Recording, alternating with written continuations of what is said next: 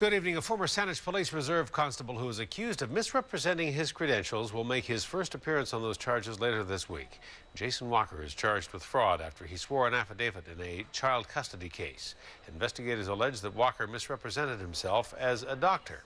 And police are also looking into other testimony that Walker presented in court. Tonight, we can show you for the first time what Walker said according to court transcripts during an impaired driving case. Stephen Andrew has the story, new at 6.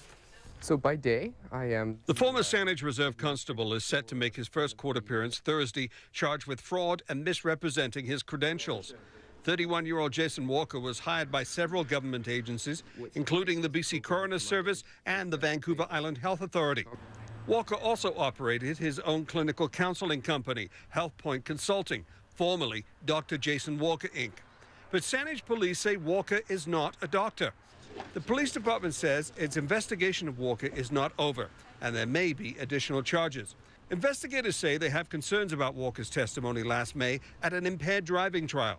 A News has obtained a transcript of that trial. In it, Jason Walker testifies to the judge that he is a medical doctor and that he also holds a PhD in clinical counseling.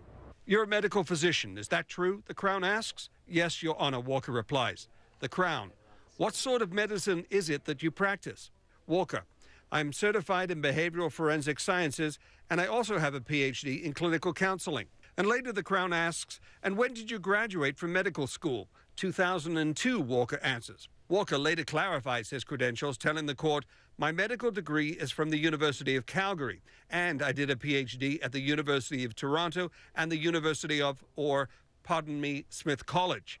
And when asked later by the Crown that you did at some point practice medicine in the sense of seeing people who presented with either health problems or problems relating to physical trauma, Walker replies, yes, Your Honor. Crown Counsel says it has not seen any report from Saanich investigators regarding Walker's testimony, and last week would only talk generally about testimony given on the stand. Anyone who makes a false statement under oath or under solemn affirmation, knowing that it's false and with an intention that it mislead, can be charged with perjury.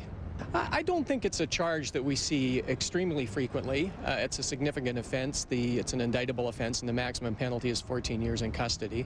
A News has learned Crown lawyers now have more information on that testimony and are currently reviewing a transcript of the trial. Allegations against Jason Walker have not been proven in court. In Victoria, Stephen Andrew, A News.